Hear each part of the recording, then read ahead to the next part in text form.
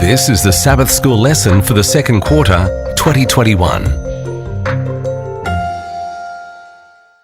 Lesson 3 for April 10 to 16, ready for teaching on April 17, All Future Generations, and read today by Dr. Percy Harrold.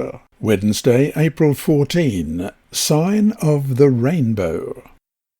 Genesis 9, verses 12 and 13 reads, And God said, This is the sign of the covenant which I make between me and you and every living creature that is with you, for all future generations.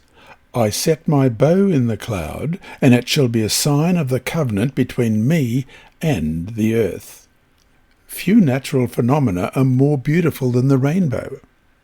Who does not remember as a child one's first fascination and wonder as those amazing bars of light bent across the sky like some sort of beckoning mystical portal into the heavens?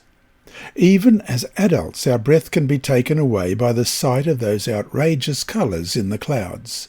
No wonder that even today the rainbow is used as a symbol for so many things, from political organisations to cults to rock bands to travel agencies.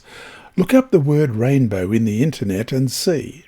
Obviously, those beautiful bands of colour still touch chords in our hearts and minds. Of course, that was God's whole point.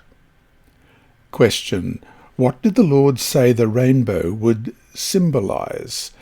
Genesis 9, verses 12 to 17. And God said, This is the sign of the covenant which I will make between me and you and every living creature that is with you for perpetual generations. I set my rainbow in the cloud, and it shall be for the sign of the covenant between me and the earth. It shall be when I bring a cloud over the earth that the rainbow shall be seen in the cloud, and I will remember my covenant which is between me and you and every living creature of all flesh. The waters shall never again become a flood to destroy all flesh.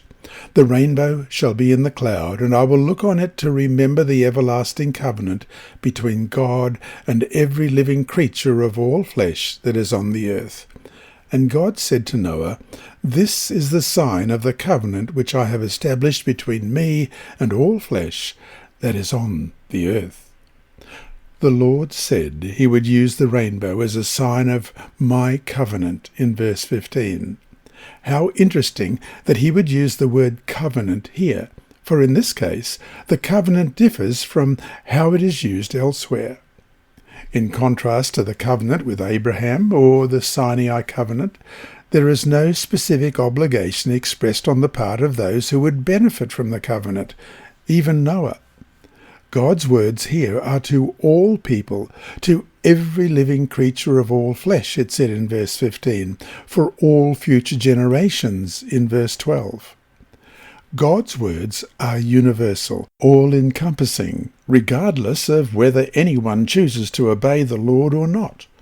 In this sense, the concept of covenant here is not used as it is elsewhere in the Bible when talking about the relationship between God and humans.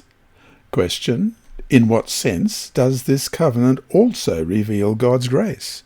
Who initiated this covenant? Who is the ultimate benefactor? To finish today, though the covenant, as expressed here, does not come with specific obligations on our part, God's part, of course, is never to destroy the world with a flood. How could our knowledge of what the rainbow symbolizes influence us to live in obedience to the Lord?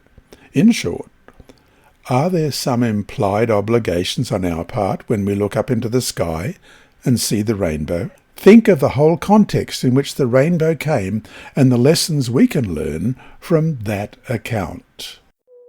This lesson was read by Dr. Percy Harrold for Christian Services for the Blind. It's supported by the Sabbath School Department and Hope Channel Australia and is rebroadcast by Christian Record Services and through podcasts at It Is Written in the United States, Hope Channel Germany, and through Apple iTunes and SoundCloud.